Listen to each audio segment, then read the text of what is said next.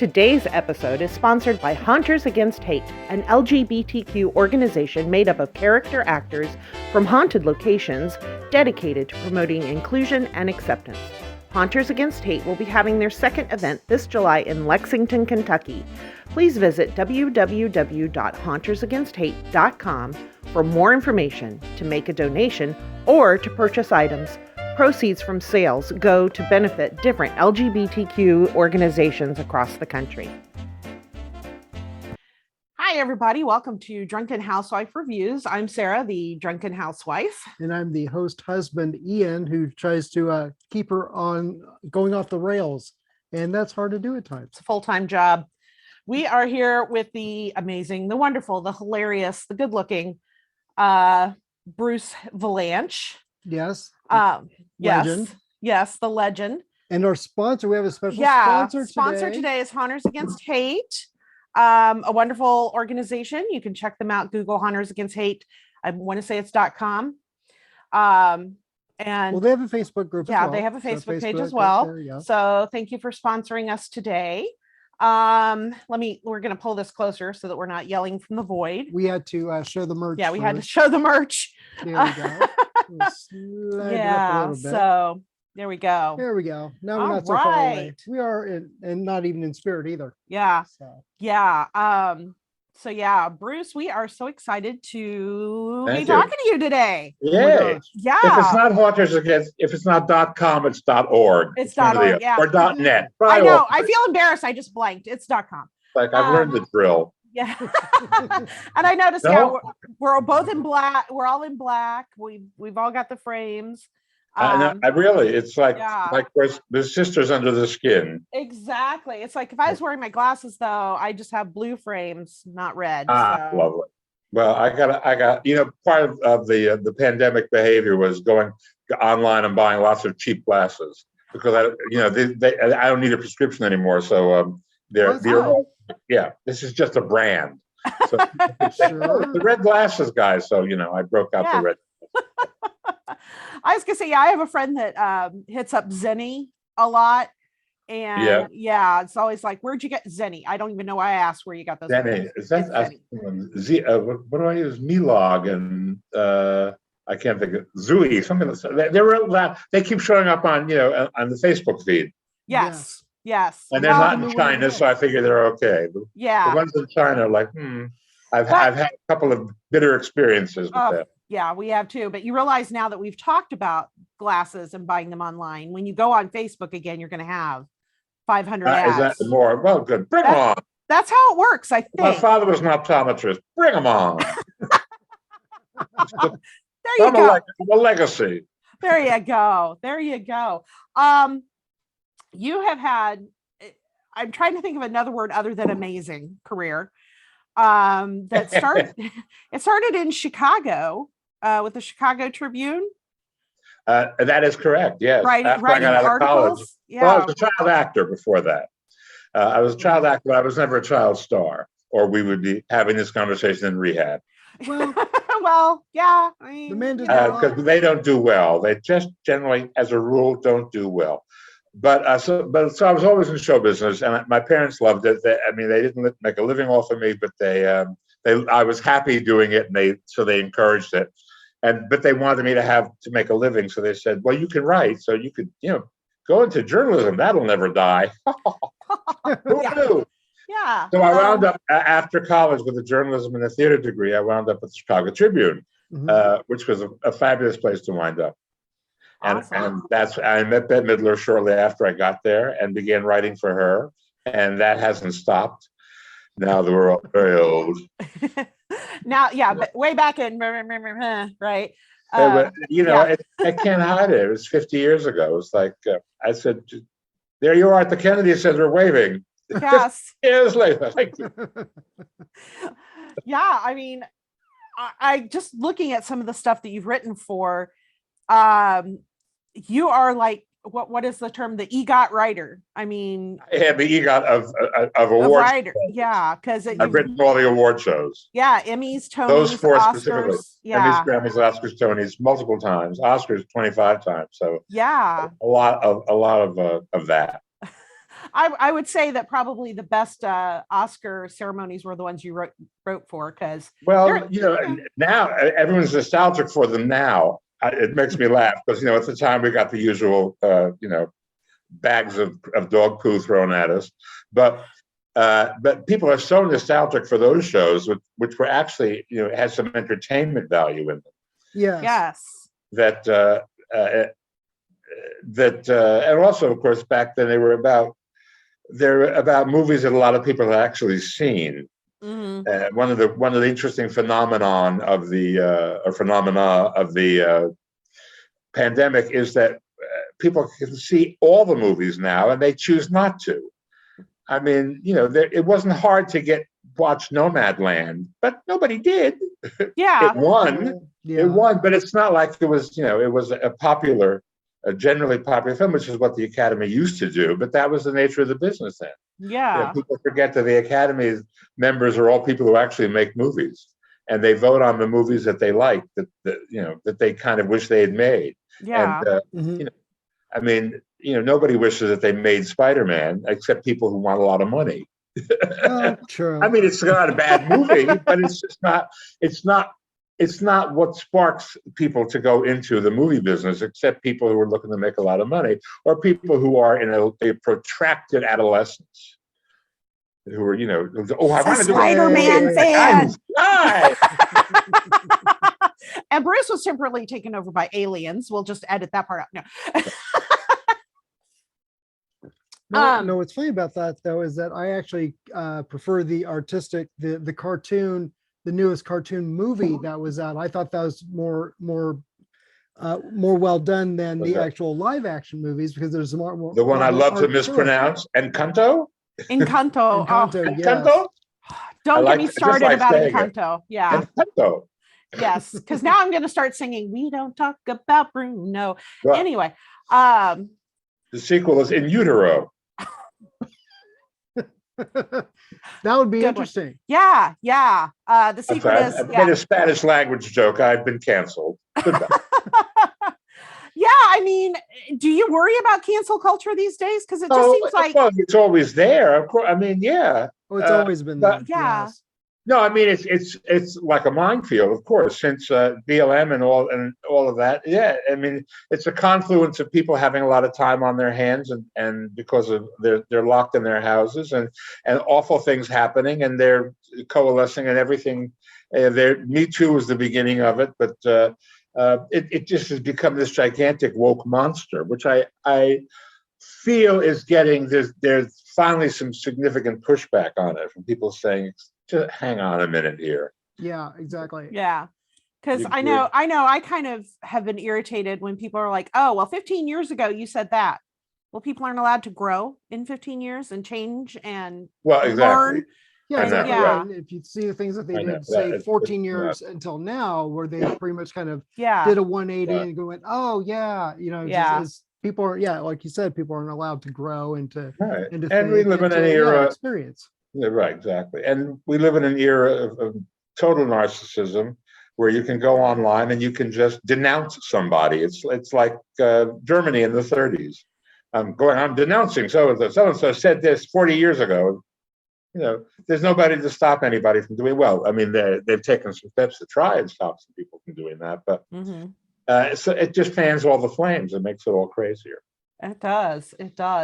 I was gonna say, I personally think you have probably one of the greatest talents out there in entertainment, is the ability to write some really funny stuff that fits other people, that you really have been able to tap into who they are, what fits with that person. I mean, it's easy to write funny stuff for yourself, who you are, but to tap into somebody else and to be able to write stuff for them. It requires study, but as I've said over and over again, Bob Mackie does not put does not design the same dress for Cher and Lizzo.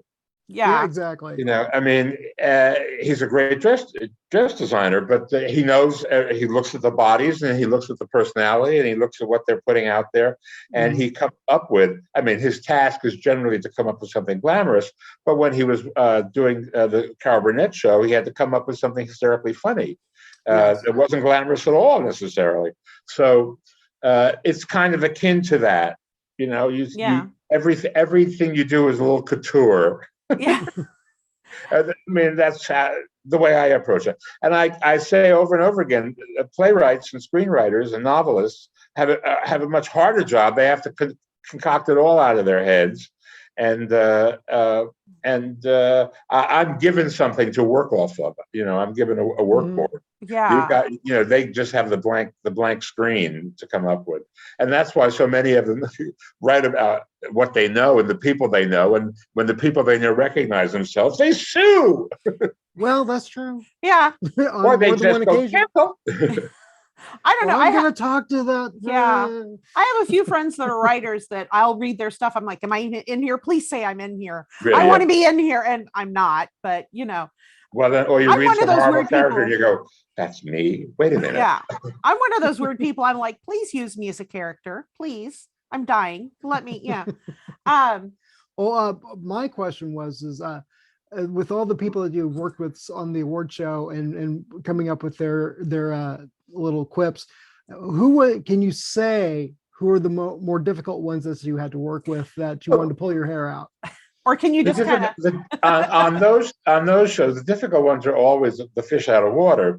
Actors who only play characters and don't have a persona when they are appearing as themselves. I mean, I said Billy Crystal and Whoopi and Bette, and they all have stage personas, and they know who they are when they're on stage. And I used to joke, Shirley MacLaine knows who she is. She knows who she was. So much easier.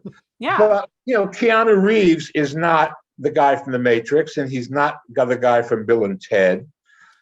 He's an actor.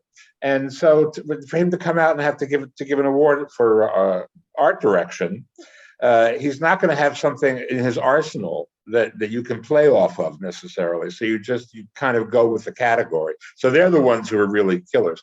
Johnny Depp is a terrific actor, but he discovered, I worked with him on a couple of different award shows, and he discovered that he needed to have a persona. And he concocted a persona for talk shows and public appearances. And it's partially Captain Jack Sparrow, and it's partially Hunter Thompson, two characters that he played. And if you watch any of those things, he's like this hipster, right? Yeah. He comes out, he's in some kind, and he's always in some kind of a look.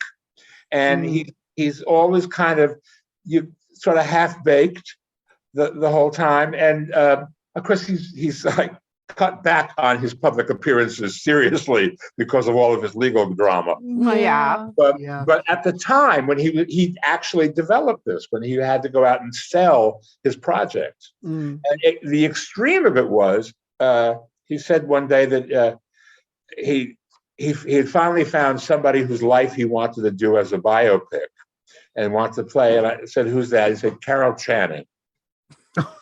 Okay. And I thought, you've got to be joking. And then his management called and said, "Look, this will never get done, but let's take the meeting because he's really got this burr up his ass about playing Carol Channing." And and I said, "Look, you're talking about the guy who made a movie about Ed Wood.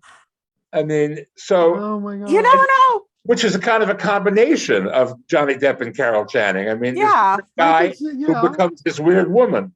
And I said, so nothing is what I love about him is that nothing is outside the parameter. It's all out there for him to kind of. Of course, it never happened. No, but it'd be interesting to watch. I'm sure you one about Lady Gaga. That would be interesting. That would be very, very interesting. What's next on your list? She's got a list. I have notes. She had to write it all down because, I gotta get it all. I know. I'm like, what do I want to talk about? Because there's so much. There's just we're so rich with material.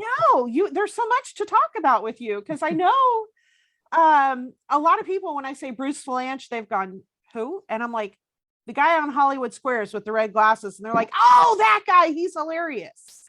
Right. It's very fun. I mean, I keep saying, I'll be in the airport doing selfies with people, and somebody will walk by and go, "Who's he?" While I'm standing there, which is I get. Okay. I get. It's not Brad Pitt standing there. I mean, it's a guy who, if you've seen me, you go, "Oh, him." Yeah. But like you've made a study of me, or somebody who leaps from the front page, every day or something like that. So has there my ever cross been, to bear, mine comes. Has there ever been somebody that really kind of surprised you with their comedic ability? I mean, maybe somebody who's known just for dramas and very serious stuff that you've had to write something for an awards thing and you've discovered, God, that person's funny. That's a very good question. Yeah.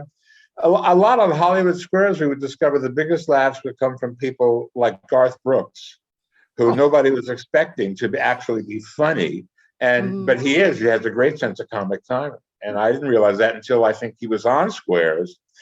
And then, of course, I saw him in concert, and he is very funny in concert. I mean, he does talk a lot to the audience, especially when he had that acoustic residency in Vegas, where he didn't have the fireworks and he didn't have all of that, stadium stuff going on. Yeah.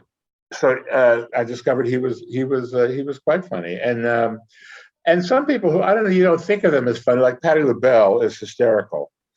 Because we think of her as a singer, and the flamboyant, with the replica of the Mayflower on her head, and that she went through that period after LaBelle. But she really, I mean, just talking to her, she's hysterical. She's funny. So. Awesome. Yeah, because I know there have been like serious dramatic actors that have done like a comedy role, and everybody's like, I don't know, and then they do it, and you're like, oh my God. They can do it. It depends on what they do. I mean, look at Jean Smart. She's doing everything, right? Yeah. I mean, she breaks your heart and she makes you laugh. And she broke through on a sitcom. But that was like 30 years ago. So, and she just kept churning, and now she's getting awards. This year she's getting awards for, doing a Joan Rivers character on one thing, and playing this sort of beaten down grandmother in Mayor of Easttown on the other one. I mean, talent. Yes. As some people would say, it's acting. Yeah. Actually, Paul that founded Haunters Against Hate saw you in Hairspray as Edna when it toured in LA. That's right. I shaved because I couldn't talk them into a bearded lady. And they said, well, it's very John Waters, but they said, the audience will buy that it's a man playing a woman, but they will not buy that it's a man playing a woman with a hormone problem. Well, I can see. I can see. I kind of, it's not that heavy a show. So I said, fine. It's a subversive little show that it asks the audience to accept this couple. And they do, and they know that it's a man, but it's played for real. Exactly. Yeah.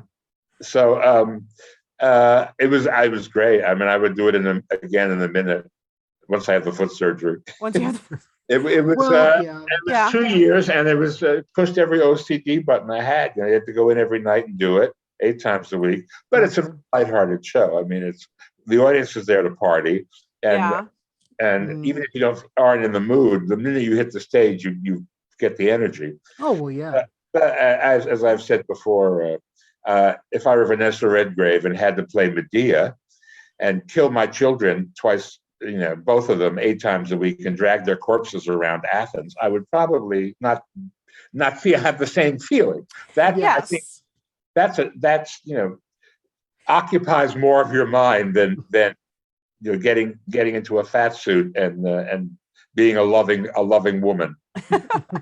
Now, have you because you have done acting, has there ever been like one costume piece or something like that the second you get it on, you're like, this is the character, I've got it, like with Edna? I mean, it's obviously I guess it's all of it when you look at yourself in the mirror and you go, there I am, there she is.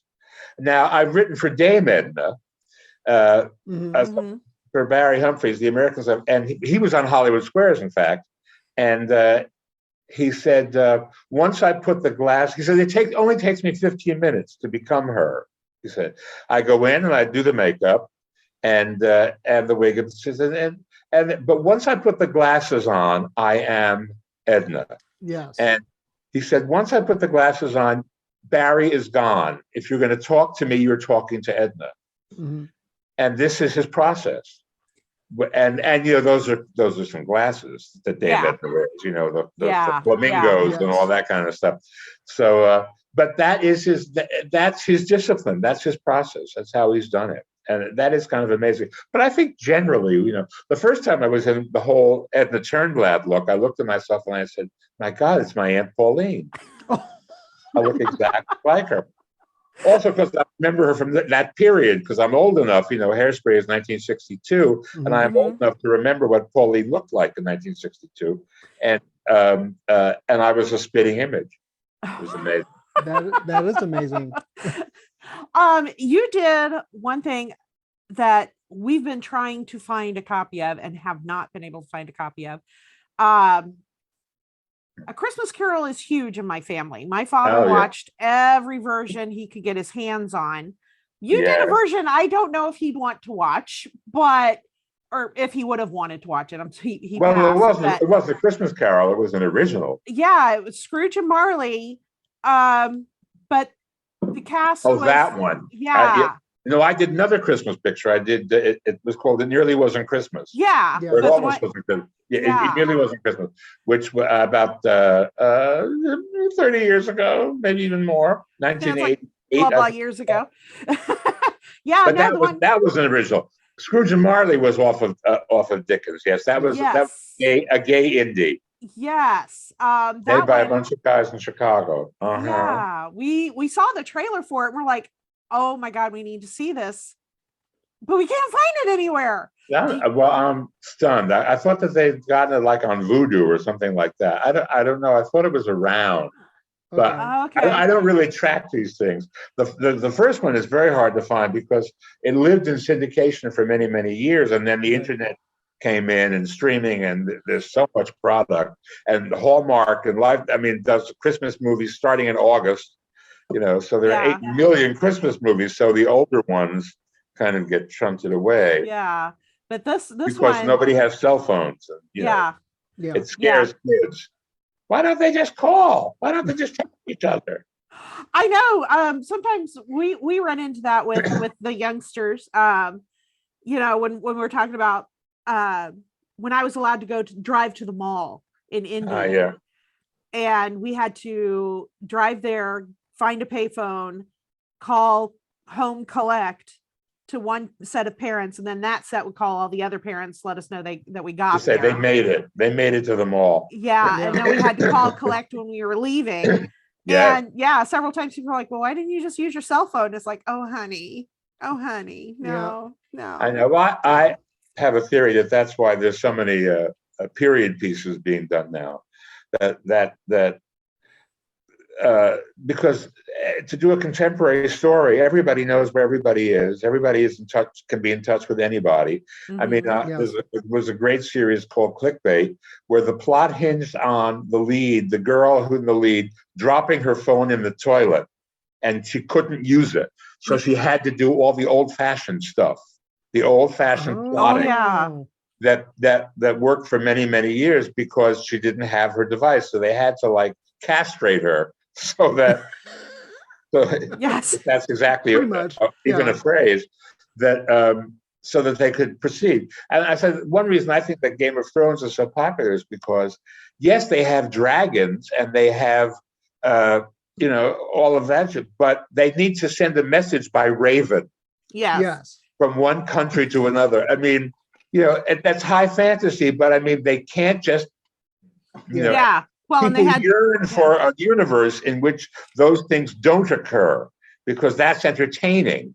To watch people looking at a screen or a plot that is totally developed around everybody being in constant communication. You have to. It's something like Don't Look Up, Yeah. which is using that as part of the point.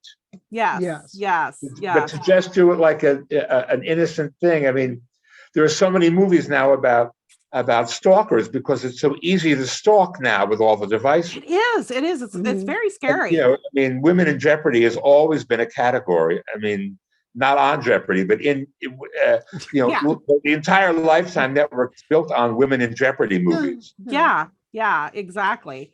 And Hallmark movies are always built on somebody from the big city moves to a small town, Right. and it's going to snow. There'll be a dog, and it's Christmas. And she's high powered, and she has a business in New York. But then she goes there because her father closed the toy shop, and everybody wants her to keep it open.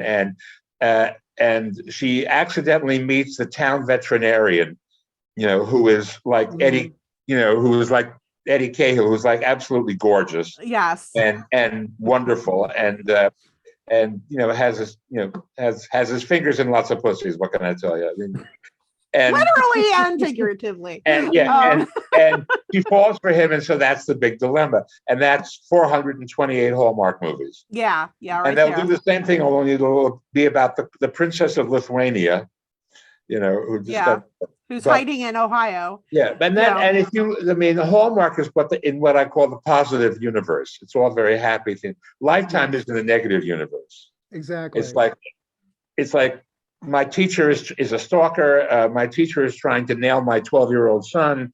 My ex-husband, who's the Iraq vet, is killing puppies. I mean, it's a negative universe. Yes. Yeah. It's the yin and the yang. People call Hallmark like the comfort, like the mac and cheese. Absolutely. Well, network. Yeah, it's like your funny comfort. When I was a kid, Hallmark had one show, the Hallmark Hall of Fame, which was always prestige drama.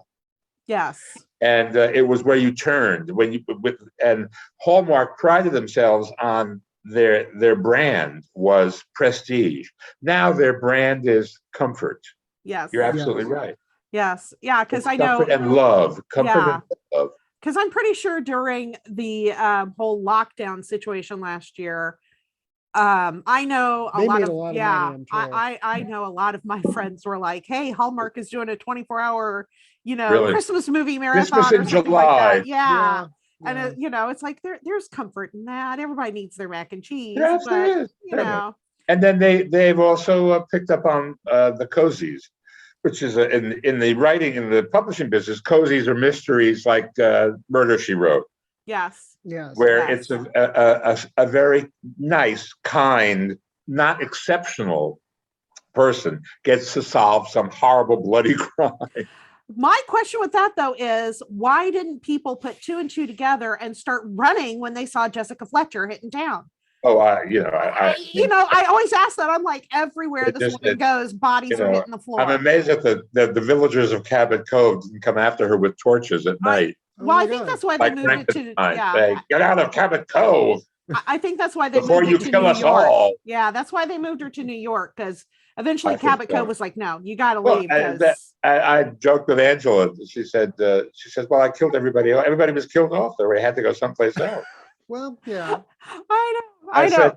I said it's you're a great dramatic actress because you played a woman who was buried 300 of her closest friends. I know. And then she did a turn on Broadway as Mrs. Lovett and turning them all into pies. Well, yeah, exactly.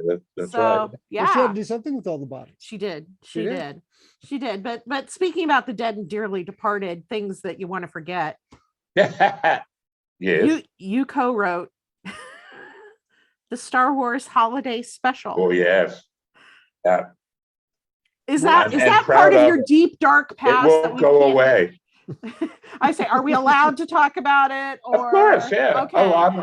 Some people are like, I am not talking about that. Next question. I'd like his money, but I'm not George Lucas. I mean, I've seen it. I didn't need therapy. Well, that one you can find. You can go on YouTube. Yeah, you can find it. Now you could there for are the several longest clean time. copies of it. George, I think, has given up trying to to bury it because yeah, I think after a while he it's just sort of a needed futile to. exercise. And even though he used to have people on the case, now there are bots on the case. Yeah, But I think he relented. Not only that, I think he sold a special to Lego. He let Lego do the Star Wars holiday special. Their thing with the same name basically. And Life Day which he was campaigning to make a holiday, is referenced in The Mandalorian. Yeah. And of course now the only big thing that emerged from it was Boba Fett. It was his first appearance, was in a 10-minute cartoon segment of the special, and he has managed to survive that lowly birth. Yeah. Well, I think one of the best jokes about that is in Weird Al Yankovic's White Nerdy video, where he goes into like a back alley, and you think in one of those scenarios where they're like dealing drugs or something, he gives money to the guy, and the guy gives him a bootleg copy of the Star Wars Christmas special, and that would crack me up every time. So there were a lot of back alley deals. People struggle to be part of the culture, and it just kind of happens. Yeah, I mean, I've seen it. I don't know what all the fuss is about. It's a Christmas special. It's supposed to be light and kind of silly. Well, and I'll tell you what happened. It's just I don't get why people rating on it. I'm writing a book about how I wrote the worst television shows in history and lived. I thought that's a way into a memoir. I didn't want to just write a memoir. Yeah. So when we did the thing, first of all, I have to say that this always pisses Star Wars people off, but I say it anyway. Is that hard to do, really? Well, no, Star Wars people. I don't think so. Well, when we did the thing, there's only been one Star Wars movie, Episode 4, from the first folio. Yeah. And a lot of people, were not that impressed. They thought, this is a big summer blockbuster, and it's got special effects and all that, and it's follows a Jungian story and a Joseph Campbell sort of myth story. But they said, fine, it's not that great shakes. And then, of course, it became huge, and so the special was kind of like, we're doing this, it's fun, because we're using that thing as a basis. And it would be, but there was George wanted it to have a sort of schmaltzy aspect to it, and so it gets sort of as serious as it can get. But the scenes are all showing because it wasn't a big movie. So it was kind of ridiculous. But he then made the three movies and then went away. And VHS came in, and a generation of kids watched the first three movies on VHS, and it began to become the Scientology of the nerds. Gotcha. It became a religion. And then the internet came in, and they discovered this thing on the internet that they never knew about, and they felt betrayed by George. And suddenly it became this gigantic, this cosmic, this galactic faux pas that was done. Oh my God. And so George went about trying to destroy every copy of it. And then, of course, he foolhardily made three more movies. And every time he made them, it came up again. And of course, the internet just got bigger, and the devices got easier. And so the access to it became easier, and it grew in legend each time. And then he made Star Wars adjacent movies like Rebel 1 and Solo. Yeah. And each time one of those came out, yours truly would get a call from one not just podcast, but Vanity Fair and New York Times Magazine. I mean, they were doing serious pieces about how this happened and the reaction to it over a 45-year period. And I kept saying, if we had known 45 years ago that we were going to be talking about this, we might have paid closer attention. Plus, it was the 70s, and we were mostly all baked. A lot of it. And I said that, and then I get Vilanch, who admits to copious drug abuse during the. No, I'm joking that. anybody who says they remember the 70s wasn't there, because people basically were chemically altered some of the time. And certainly the creative team on writing a show where Wookiees have to, dance was a ripe moment to light up a tube. Exactly. So, I love how how writers, loosely I call them journalists, just extrapolate this stuff. Mm. What gets me is nobody has a sense of humor. Like you said, the Scientology of Star Wars. It's like they don't have a sense of humor. It was supposed to be lighthearted. It was supposed to be fun. It was a holiday special. Look at the Donnie and Marie Hollywood special. It was exactly like 70s. That. It's like that's what it was. But I have to say, in George's defense, if he had these extras, these stories he wasn't going to film. He had 4 left over at the time. He had 10, and this was one of them. And he I think sold it to CBS as a musical special. He thought they was going to get an original musical. I don't know why he would think that when the lead characters were the Wookiees, who can neither sing nor dance or speak English or any other known language. Yeah. So it was, I say they sound like fat people having orgasms. Trust me, I know. Well, I mean, I think Harvey Korman was the star of the show. Really, Harvey does a bit at the robot, having a physical and emotional breakdown, which is really, really funny. That's really funny. Julia Child, he does Julia Child as an alien. That's kind of a one joke thing, and then he has to romance B. Arthur.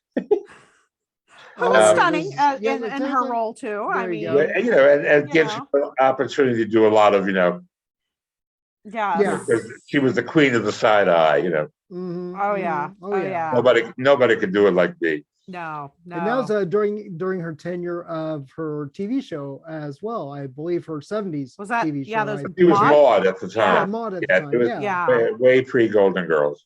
Yes. So it had kind of all the stars of the day per se, even if they're like B stars, I guess. Now we're in this and just having fun. So I don't see. Well, they were network television stars, and that was the whole idea of CBS. You had to have Art Carney. We needed to have an interpreter to speak for the Wookiees. Art Carney was a big star, and B was on a series, and Harvey was on the Burnett Show, and we had Cher, but then she couldn't do it, so Diane Carroll replaced her. But Cher was a big CBS star, and that little acrobatic team was. They were from Cirque du Soleil, which was just starting out in Montreal. Gotcha. Yeah. They weren't, but that was typical. As I said, there was a show at the time called Battle of the Network Stars, where they actually had people. I mean, pitting tug of war between the Brady Bunch and the Partridge Family. That kind of thing. It's like ABC versus CBS versus NBC. So this behavior was rampant. At the time, this was not a surprise to see any of this stuff. Yeah. Speaking of the Brady Bunch, though, we segued into that. Woo! But very rarefied, the Brady Bunch Variety Hour. Yes, the Brady Bunch Variety Hour. 9 episodes. Yes, which I am almost ashamed to admit that I watched every single episode. Well, we were they were spread out. It was on what we called a wheel. It was us and the Hardy Boys and Nancy Drew. Yes. So we were up on once every 3 weeks. Yes. And we were opposite 60 Minutes, so almost nobody saw the thing. Yeah. But I did. I mean, we saw the Brady Bunch when we were kids. And we're like, oh my gosh, the Brady Bunch is on. It was 60 Minutes and Disney. Yes. Disney was on NBC and 60 Minutes was on CBS, and there was no Fox, and we were on ABC. But and the Hardy Boys was the only one that managed to get a rating against those other two. So they eventually they dumped out Nancy Drew and they dumped us out, and they just went with Hardy Boys. Well, I mean, let's look at who was on the Hardy Boys. They were hot. I'm just, Parker and Stone. Yeah. Oh, there you go. Yeah. Parker Stevenson. Yeah. Well, and Sean Cat. I mean, exactly. Come on. Between Parker and Shaw, it was like, which one am I going to pick this week to have the crush on? Sean just sold NBC a primetime soap. Really? Not unlike Yellowstone, it sounds. Okay. About ranchers for the fall. So okay. It's always, I mean, he's a producer, writer, director, you know. That seems to be like when you are a child star, that almost seems like a logical, because I know like oh God, I'm blanking on his name. Peter Billingsley. Paul Peterson. No, Peter Billingsley. Oh, Billingsley. he's doing. Yeah, now it almost seems like, oh, you want something done in Hollywood, you've got to talk to Peter. You know, I mean, he's got his fingers in so many pies. Well, they know the business inside out from childhood. So, I mean, look at Ron Howard. Yeah, exactly. I mean, first of all, his father was an actor, and he grew up and his aunt was an actress, and he grew up in an atmosphere. And his brother was also an actor, but didn't become as popular as Ronnie did on Andy Griffith. And then Ron went on, you know, I mean, because he was on sets and he saw how it all worked out. So it can go either way. A lot, you know, you can make yourself crazy, or you can use it as an education. Yeah, definitely. Yeah, exactly. It's just, whichever way you want to go. I'm trying to think. Did we talk about Hollywood Squares yet? Yeah, we brought up Hollywood Squares. Were you there? Did we want to go into more depth on that, or did you have something else that you wanted to? Well, I don't know. I'm trying to think. Because just having more and more margaritas, so I'm trying to keep her on point. She's escaping to Margaritaville. Yes. Well, that's the way he talked me into doing this. I was like, well, can I drink? And he's like, sure. I'm like, okay. Well, it was her idea. Well, that's how I became an airplane pilot. But we won't go into that. You wanted to be a pilot, but you just couldn't get it off the ground. I know. Hey, ding, ding. I'll be here all week. But yes, during the lockdown, they didn't like my initial approach. Oh, okay. Let's see. You want to throw it because he's a flight attendant. Let's see. Do you have any other jokes you want to throw in on that? Well, when you go into the initial descent, is it the initial descent into madness? I don't know. You were a flight attendant? Is this I am right now. Yeah. Oh, who are you flying for? I'm flying for a regional, but I fly for the big three. One starts with a U, the other one is D, the other one is A. I don't really want to specify. You can't really. And does your regional start with an R? Yes, it does. Yes, it does. So you might have flown on one of our planes. Yes. So let's spin the wheel and see if we can solve this one. In the old days when it was actually a legacy airline before it became a regional. Actually, that's two different companies. Of course, it always is. The first one folded under, and then this new guy who's at the helm now brought the name back because people would recognize it even though it wasn't the same company. I know. I have some swag from the old days. I love swag. I love swag from defunct airlines and ship lines. Really? Wow, that's I'm very strange that way. I'm very strange. I think everybody has their little thing that they find interesting because I know I love finding old postcards from our town basically because I mean we live in a town, you know, about this big and about the size of a postcard. And so it's just fun when I can find the old postcards that you could send people with the picture of downtown or the picture of the library or, you know, the picture. And then they say, what? You're in Beirut? What? I know. I frequently have to say, no, it's not Lebanon. It's Lebanon. No, my grandmother lived on Miami Beach and we used to, at night sometimes, we would go to dinner and then we would go to look at the new hotel. There was a new hotel, and we'd steal the ashtrays. They left them out there, you know, for you to steal because they viewed that as publicity. So I have a collection of Miami Beach hotel ashtrays from the 50s. Cool. There you go. I'm sure I could unload them on eBay and stuff, but I was going to say it reminds me of her, and I couldn't possibly. In fact, and I kept up. This is very prized. This is from the Playboy Club. Oh wow! Chicago, from my Chicago Tribune days, and that is that character. She's called a femlin, And there was a Hefner trademark character. She was all over the magazine. Gotcha. It was Playboy's trademark, the girl with the key. Yes. And yeah. And, you're almost afraid. I said the Playboy Club, there's a great thing about the Playboy Clubs is, as sexist and demeaning as they were, is they all had nightclubs in. They were all nightclubs, and they a tremendous amount of people broke in those clubs. I mean, that's where I first saw Steve Martin and Billy Crystal when he was in an act called Three's Company, had nothing to do with the show. It was three guys from Long Island, and he broke off on his own. And his first gigs were at the Playboy Club, and there were a lot of jazz. It kept jazz alive. Yes. So that's the good stuff. I mean, so much evil is coming out about Hefner this week from his women. I thought I'd throw in a plug for Hefner as a cultural force. Well, Carlin and what was his partner? Carlin was a big. He had two huge hotels. Okay, what was Carlin's? Who was his partner when he first started? They were a duo, and they actually have a Live at the Playboy Club EP that you can find. And then he started getting into TV and stuff, and then they had split. But I just thought that was very interesting that he was one of the ones who started there too. In fact, you can get some of their stuff on Killer Carlin. If you can find that anywhere, that's the name of the album, and it has. It'll come to me after we're done talking to you. Yeah, about 2 a.m. He's gonna wake me up and go, "Oh my God, the guy's name is such and such." Yeah, they were all, Cosby too. They all were big Playboy Club acts. Yeah.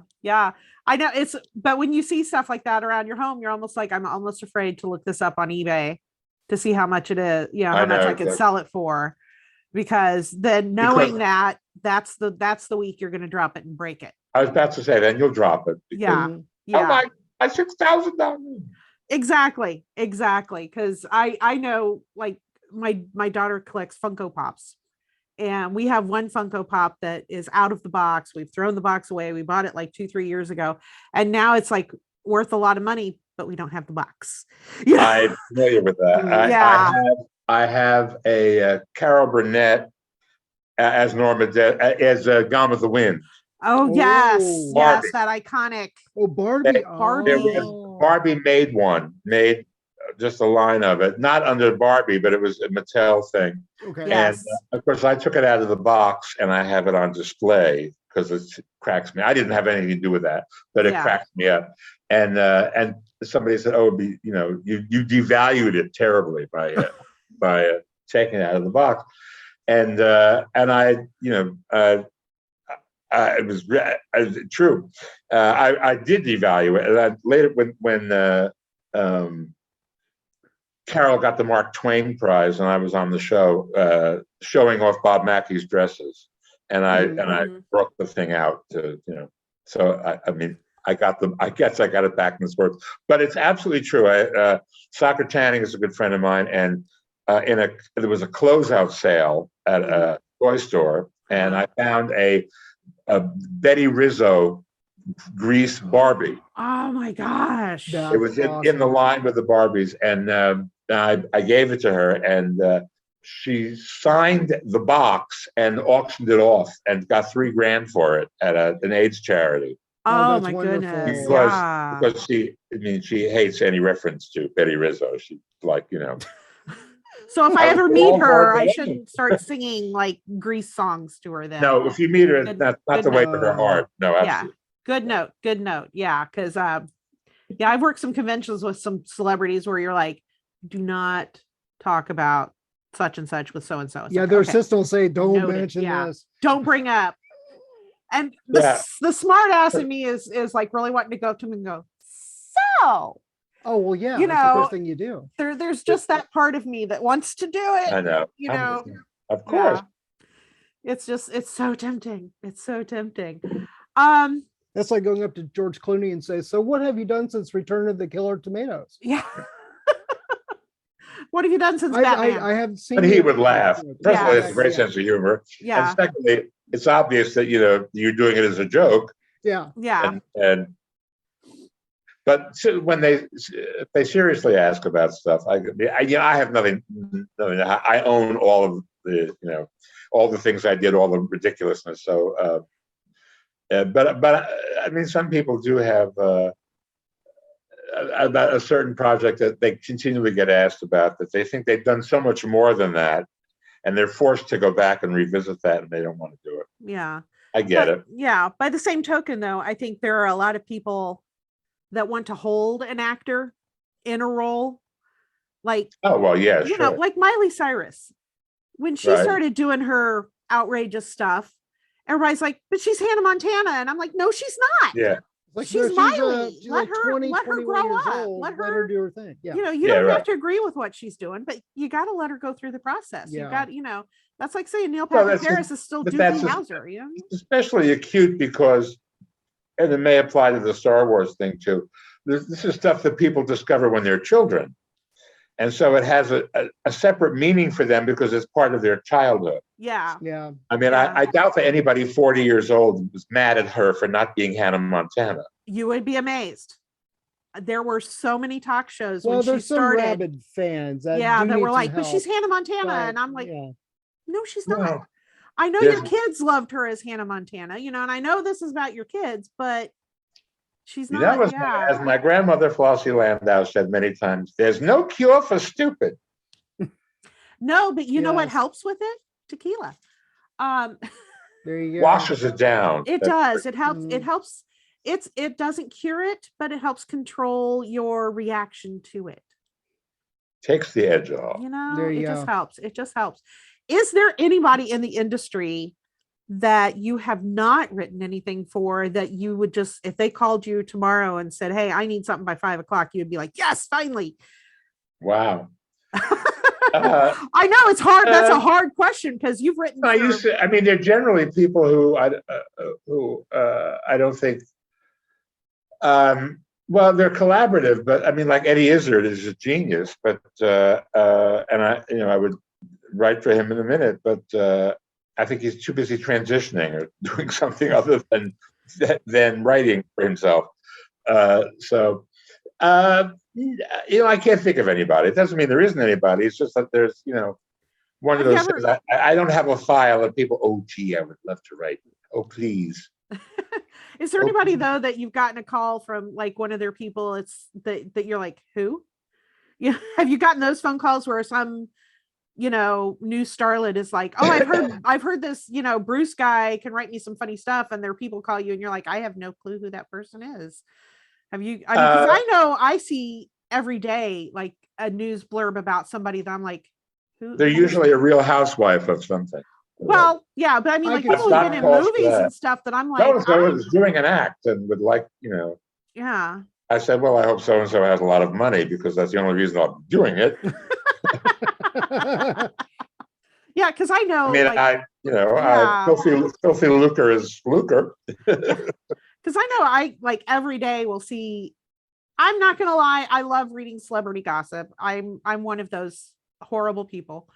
But yeah, I'll read something and I'm like, I have no freaking clue who this person is, and they'll even like mention stuff they've been in. It's like I have no clue who well, I'm like, have I reached that age where it's like they don't make them like they used to back in my day? No, you probably are not covering the waterfront, and that's the reason. I mean, you're attracted to who you're attracted to. I mean, I look at TMZ and I go, I don't know who these rappers are. I don't dig hip hop, and I don't follow rappers, and I don't watch Real Housewives. I don't dig reality television. So I don't follow it. I've been on reality television. I know nothing about it is real. So exactly. I'm interested unless they're going to be naked. Then I'm interested. But then when they're naked, they're pixelated, and I can get them naked for real online. So why bother? I mean, yeah. So I don't know who they are, and they I love that they have identified like RHOC, which I learned is Real Housewives of Orange County. Yeah. Or SLC, they fired some woman off of the Salt Lake City show because she's a bigot, or she made, I don't know, women from Utah. No way. And from Utah, yes, yeah. So surprised. And multiracial from Utah, which is, I think, used to be very unusual. Now, not so much. but because there's actually a gay part of Salt Lake City called Marmalade. How gay could that be? Yes. I mean, how gay can you be? You're named after a fruit product. You know, sometimes you just gotta go with with what you know. You must go with your flow. You know, you got to be like, There let's you do go. this ironically. Right. Let's do this ironically. Yes. I'm trying to think. Well, Oh my God. I could. point. Yeah, I know. I'm Uh-oh. like, I could just seriously sit and like, have a beverage with you and talk forever and listen to all of your stories. But Well, we there's have to nothing. go. I know. There's I nothing to say. know. We can't have him back. Eventually we have to wrap this, and that's that's what sucks. Well, we can always bring Bruce back if you would I like. know, but I'm out of margarita, so that I think so. And I've just drained the caffeination. Once Actually, bourbon, but Hey, do it together. no judgment. No judgment. No judgment it's whatsoever. 1 o'clock. I have to have breakfast. Yeah, Oh, judgment-free exactly. zone, man. I work I'm on the vampire tip right now. So I feel seriously, if we didn't have a kid, I would. It's nap time. I mean, it's nap time here. Where you are, it's absolutely nap time. Yes.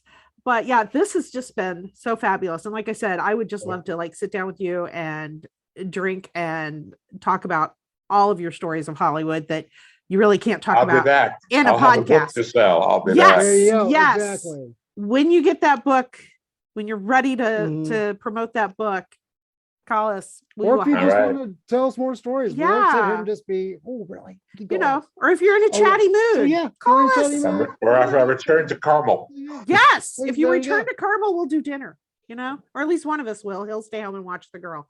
Well, what we can do is go around to the Real Housewives of Carmel and call it Carmel to their face just to watch. I know them. exactly. I'm waiting for Real Housewives of Warsaw. There There you we go. go. There you go. That's what I'm looking for.